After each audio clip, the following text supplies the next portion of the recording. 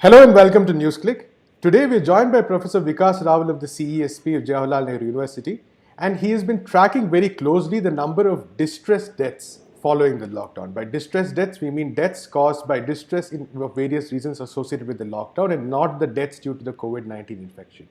Thank you so much, Professor Rawal, for joining us. Thank you. So, in your recent article, you and your co-authors have tracked that as of April 12th, at least 181 people have died due to distress deaths have taken place. So, could you briefly outline what have been the key aspects of the study? Yeah, so you see, we started keeping track of deaths that were happening because of various kinds of distress. It's an exercise that started somewhat casually, but then as it started sort of rising, Right. we felt the need to become more systematic in recording, and we reached out to others who could help us with news reports in other languages. We also realized that there were at least 3 or 4 other users on social media who were doing something similar, which was very helpful because then we could all sort of communicate with each other and help each other in ensuring that we don't miss reports and we don't double count and so on. But it's been a difficult exercise because not everything is reported, not everything is reported promptly, and we are unable to reach out to all the sort of vernacular language media. Right. But with what we could, we found that until the 12th of April, until at which point of time we started writing our piece, there had been 334 infection deaths because of COVID infection and the comorbidity. And in comparison, there had been 181 additional distress deaths. So now this is the main point that we have tried to make in the paper, that while certain level of mortality because of COVID infection is unavoidable, I mean, it can be reduced by better provisioning of public health, but a certain level of mortality is unavoidable because you really don't have a cure for COVID-19 and so on. The distress deaths are completely avoidable. There's no reason why anybody needs to die of hunger. There's no reason why anybody needs to die of fear or stigma or being killed as the person tried to reach home because of the lockdown and so on. So 180 completely preventable death is something that should be unacceptable. That's our first thing that we write in our paper. The second thing that we do is to look at what are the different causes because of which people have been dying. Distress deaths. What is the nature of this distress? And what we find is that there is actually a huge spectrum of kinds of things that have been happening. It started mainly with migrant workers suddenly being forced to walk on highways in large numbers to reach home and being met with accidents. So a large number of accident deaths on the road, being hit by a truck and things of that kind happened when this first wave of large number of migrants started on the 25th or so. But with that, there has been an increase in various kinds of distress. So the biggest is people committing suicide because of the fear that they might get infected, or because of the stigma that is associated with the possibility, the suspicion that a person might have COVID and being shunned by the family, by the neighborhood, and by others in the village and so on, forcing people to commit suicide. The other is, so that is something that has increased. The other big reason of distress mortality is among the alcoholics. People who did not get any help to deal with their alcohol addiction when their access to alcohol was suddenly stopped. Another very, very important category is of people losing their lives because of hunger, starvation, loss of unemployment, exhaustion of walking hundreds of kilometers, distress associated directly with loss of livelihoods. That's a number that has steadily increased and has in fact started increasing faster than everything else. So there are these various reasons why people are dying. Right. The third thing that we do in the paper is then to try and, based on the information that is available in these news reports, try and make some sense of who are these people who are dying of distress. And the point that we make is that while the COVID infection is something that by and large everybody is vulnerable to.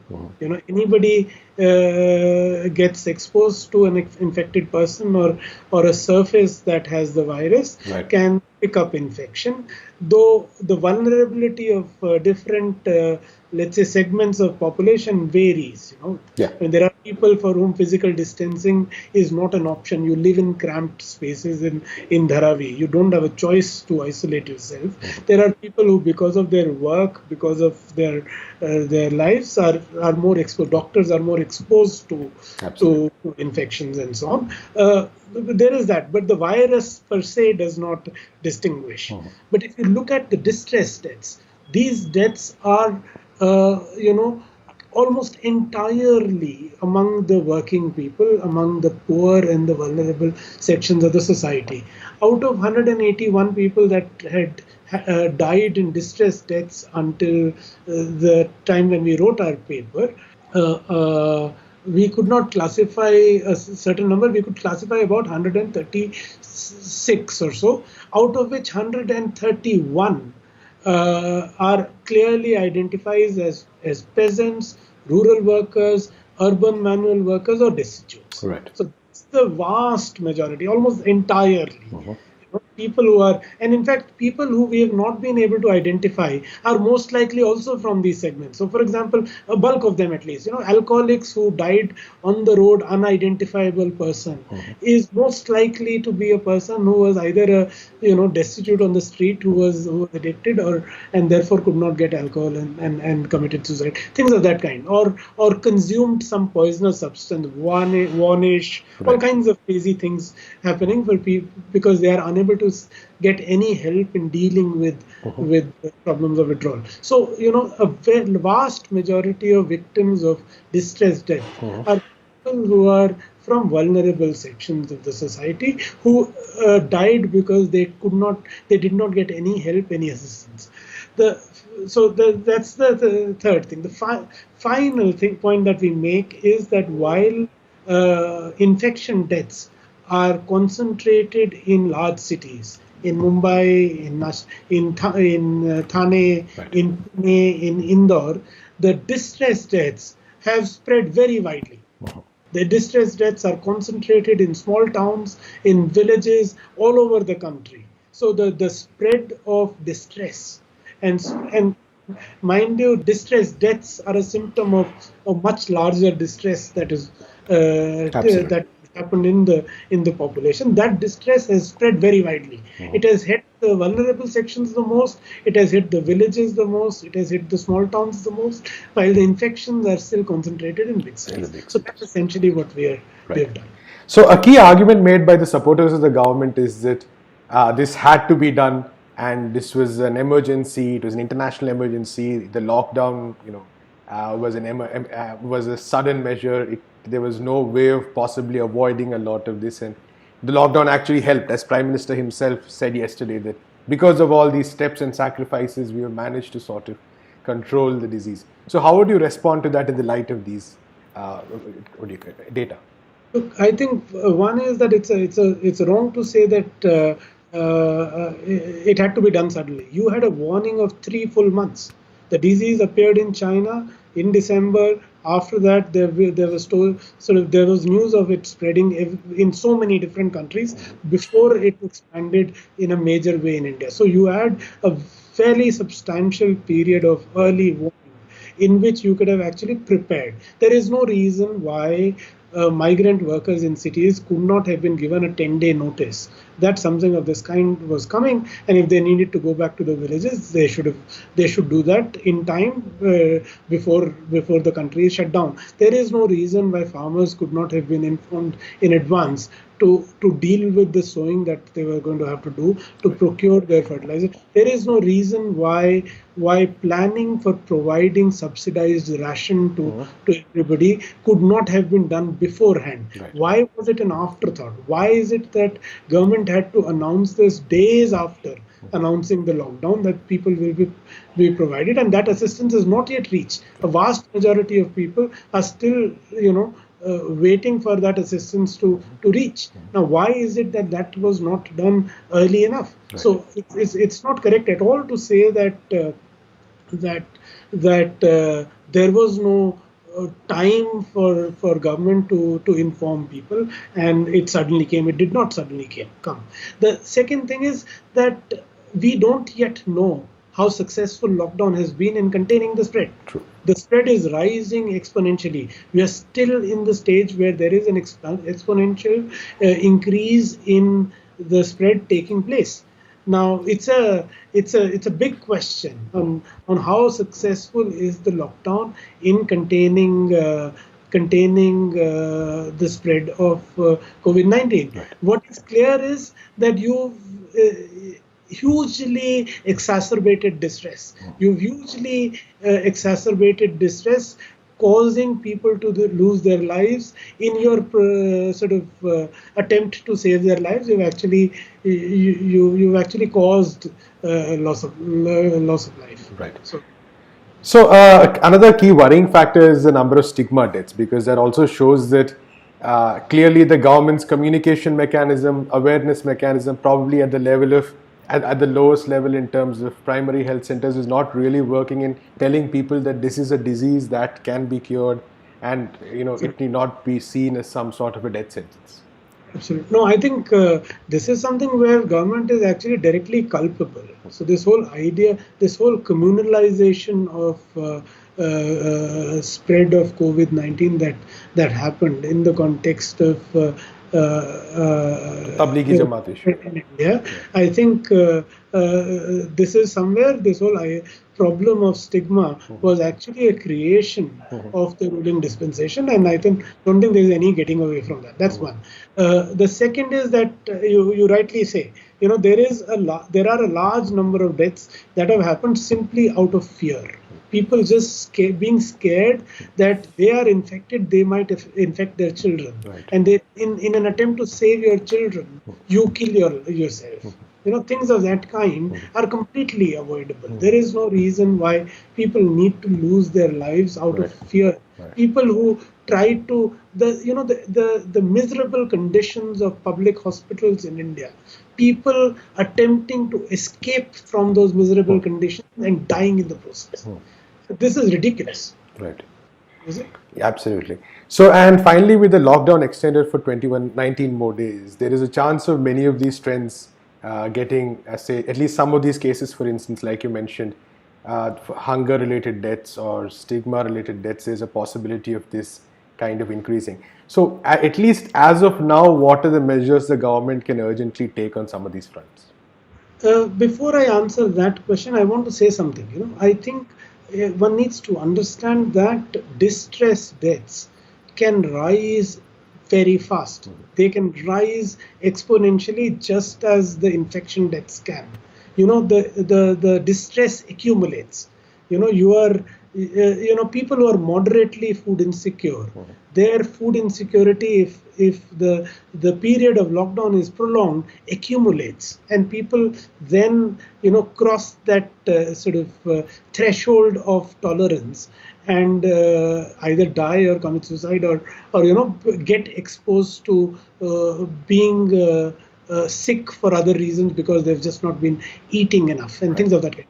So you see the distress can accumulate, the economic factors compound it, and you see the breakdown of supply chains, collapse of demand, and the entire mayhem that has been caused in the economy. These things feed into each other, which results in a situation where this distress can really increase very fast, increase exponentially. And that is my very serious concern, that, Right. it is under let's say underestimated the scale at which this we are facing the crisis of distress here. So that's my first point. The second thing is that what can the government do? I mean, there have been many recommendations. People have made many recommendations, and government has been very slow in dealing with this. There is no reason. You have to say every citizen is entitled to free ration for next 3 months. Right. Irrespective of whether you have a ration card or you don't, where you are, if you've not got food, you should be able to go to a ration shop and say, I need grain. Right. And you be able to get grain, period. So you just have to say everybody will be provided for grain. Government is sitting on a huge amount of food stocks. Before this happened, their big worry was how to get rid of that stock. Their whole problem was that the next harvest of wheat was coming. Right. The godowns of FCI were full, and they didn't know where they were going to keep the grain. Now there is a moment when you need to get that grain out, give it to the people. Okay, you've been wasting money in trying to hold it. Right. You just give it to people, and the people, that would save lives. Exactly. Okay, so that's one. The other is NREGA.